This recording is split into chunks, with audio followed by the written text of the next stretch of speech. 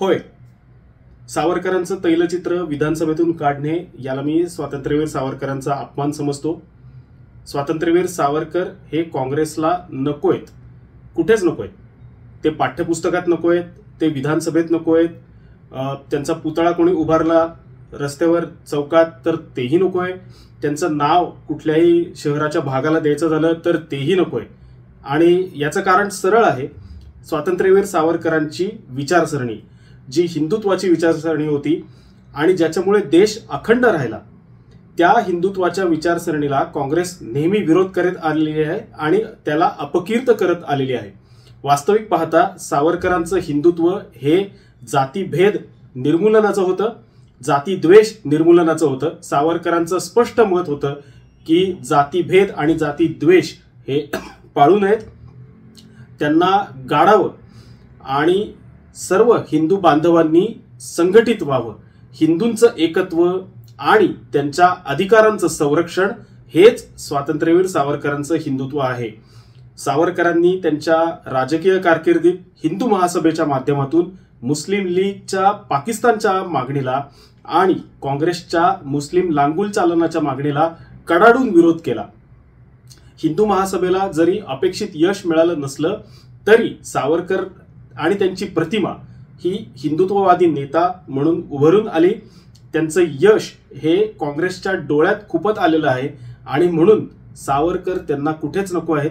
इतकंच काय, काँग्रेसचे अनेक पुढारी खरगे असोत, नंतर स्वतः राहुल गांधी असोत, वारंवार सावरकरांचा अपमान करतात, अत्यंत निंदाजनक वक्तव्य करतात. आणि ही पद्धत सावरकर ज्या वेळेला जिवंत होते त्यावेळेपासून चालत आलेली आहे. म्हणजे एक काळ तर असा आहे की जे पुढे भारताचे पंतप्रधान झाले ते जवाहरलाल नेहरू यांनी सावरकरांबरोबर व्यासपीठावर यायला नकार दिला होता. तर काँग्रेसची ही परंपरा आहे सावरकर द्वेष करण्याची आणि त्या परंपरेला जागून त्यांनी सावरकरांचं तैलचित्र हे विधानसौध मधून काढण्याचा निर्णय घेतलेला आहे. आणि यात मला काहीही आश्चर्य वाटणार नाहीये, कारण ते त्यांच्या परंपरांचं जतन करतायत.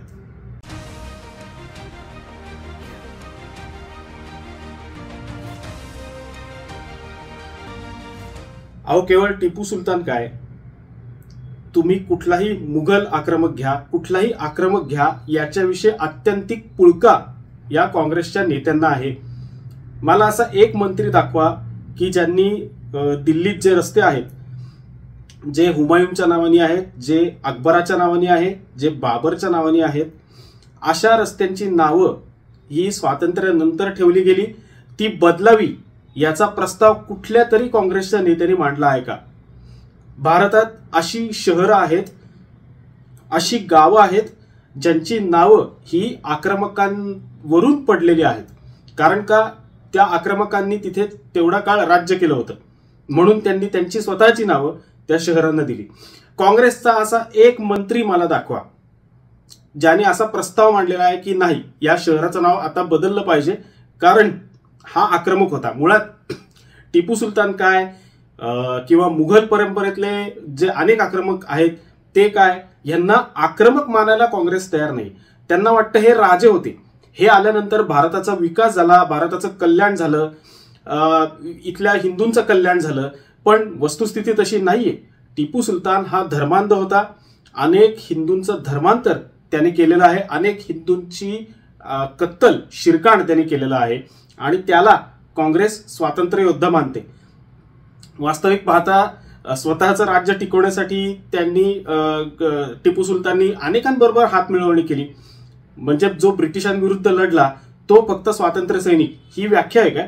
मग ब्रिटिशांविरुद्ध तर जर्मन लढले, मग ते सगळे स्वातंत्र्य सैनिक झाले का? तर काँग्रेसची ही पहिल्यापासूनची नीती आहे, त्यांचा अभ्यास शून्य आहे आणि फक्त समाजात फूट पाडायची आणि आपलं राजकारण तेवढं साधायचं, आपली सत्ता तेवढी बळकट करायची, ही नीती पहिल्यापासून काँग्रेस राबवत आहे. त्यामुळे टिपू सुलतानचा पुळका तर त्यांना येणारच. त्यामुळे ते टिपू जयंती साजरी करतात. पण सावरकर त्यांना नकोसे आहेत. जे सावरकर सांगत होते की जाती द्वेष पसरवू नका, हिंदू मात्रांनो एक व्हा, असे सांगणारे सावरकर काँग्रेसला नको आहेत, याच्यात नवल काहीच नाही.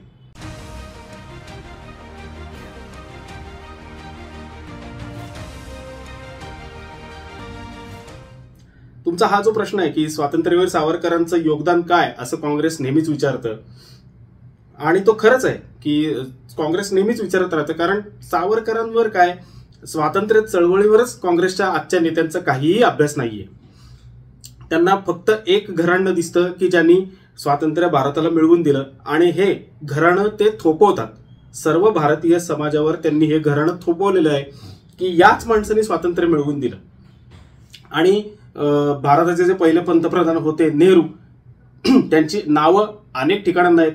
विमानतळ असू दे, रेल्वे स्थानक असू दे, रस्ते असू दे, कुठलंही क्रीडांगण असू दे, स्टेडियम असू दे, सगळ्या गोष्टींना वस्तू संग्रहालय असलं तरी नेहरूंच्याच नावाने. म्हणजे काय आहे की भारतीय जनमानसावर या एकाच व्यक्तीचं हे थोपवणं झालेलं आहे. वस्तुतः तुम्ही पाहिलं तर नेहरूंचं तुम्ही जर चरित्र अभ्यासलं किंवा त्यांच्या राजकीय विचारसरणीचा जर तुम्ही अभ्यास केला तर तुम्हाला दिसून येईल की नेहरूंना कारावास कसा कसा झाला होता आणि किती छान त्यांना सुविधा उपलब्ध करून दिलेल्या होत्या. एकच छोटासा प्रसंग आहे की त्यांना नाभाद नावाच्या प्रांतामध्ये तुरुंगवास भोगावा लागला. 12 दिवस, तब्बल 12 दिवस ते तुरुंगात होते. आणि के संतानम या काँग्रेसच्या नेत्याने एक पुस्तक लिहिलेलं आहे, हँडकफ्ड विथ जवाहर. त्याच्यात ते स्पष्ट पद्धतीने म्हणतात की आम्हाला जी कोठडी दिली होती ना ती उंचीने फारच कमी होती, त्याच्यात वर्ण सारखी धूळ पडत होती आणि उंदीर तर भरपूर होते, ते ये जा करत होते. हे सगळं पाहून जवाहरलाल नेहरू त्रस्त झाले होते.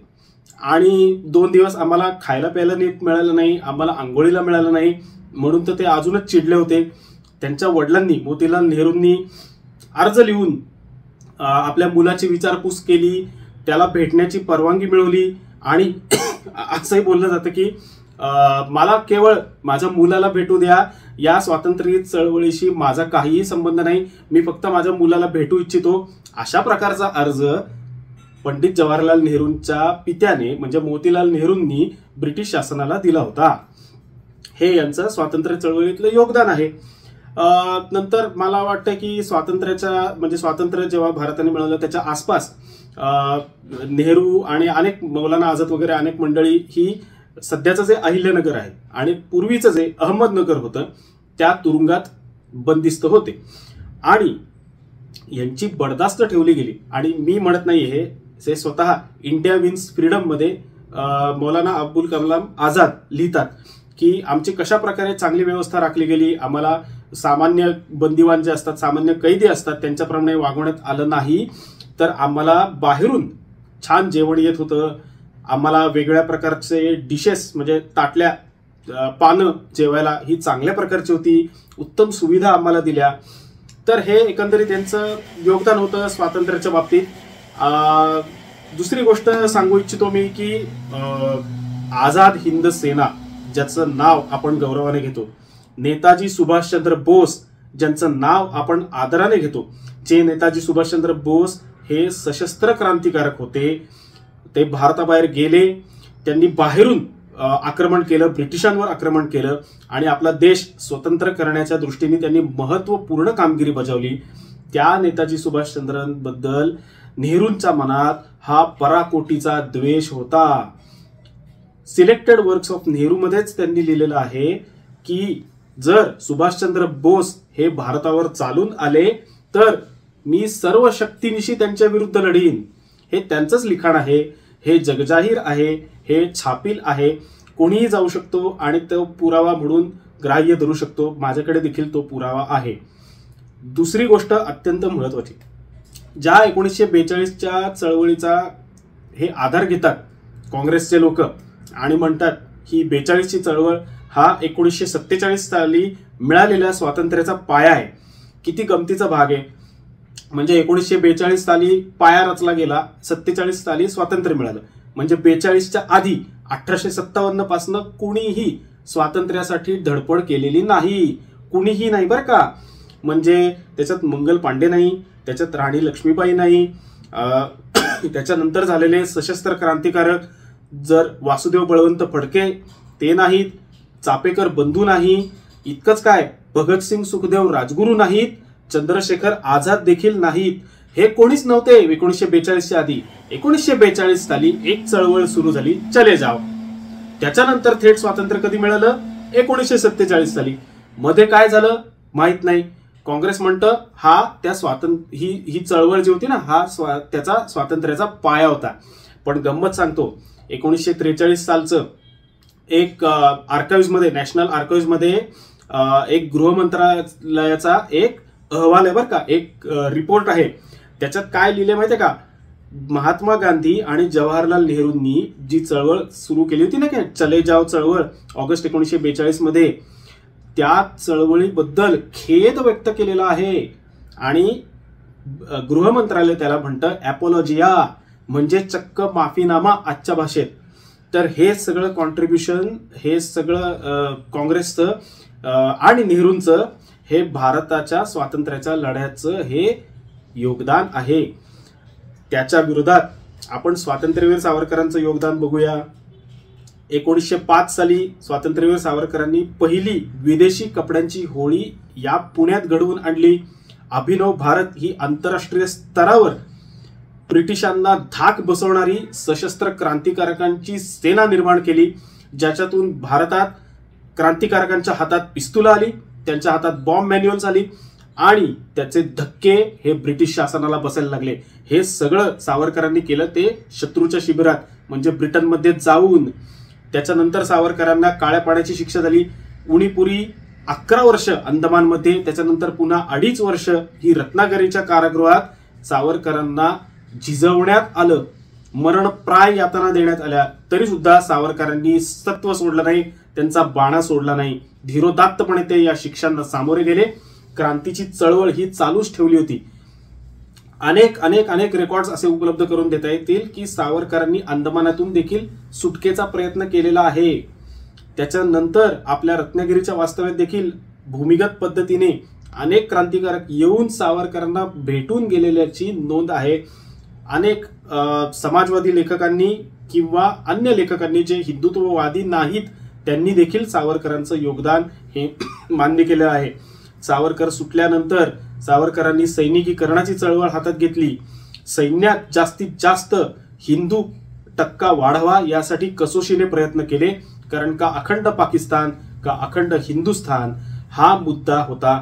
आणि सावरकरांचा विश्वास हा सशस्त्र क्रांतीवर होता, तो आढळ होता. आणि शस्त्रेण रक्षिते राष्ट्रे, रणवीर्ण स्वातंत्र्य कोणा मिळाले ही सावरकरांची धारणा होती. शस्त्राच्या बळावरच भारताने स्वातंत्र्य लढून भांडून झगडून आणलं. तर सावरकरांचं योगदान तुम्ही एके ठिकाणी बघू शकता आणि नेहरूंचं देखील बघू शकता. विचार तुम्हाला करायचा आहे.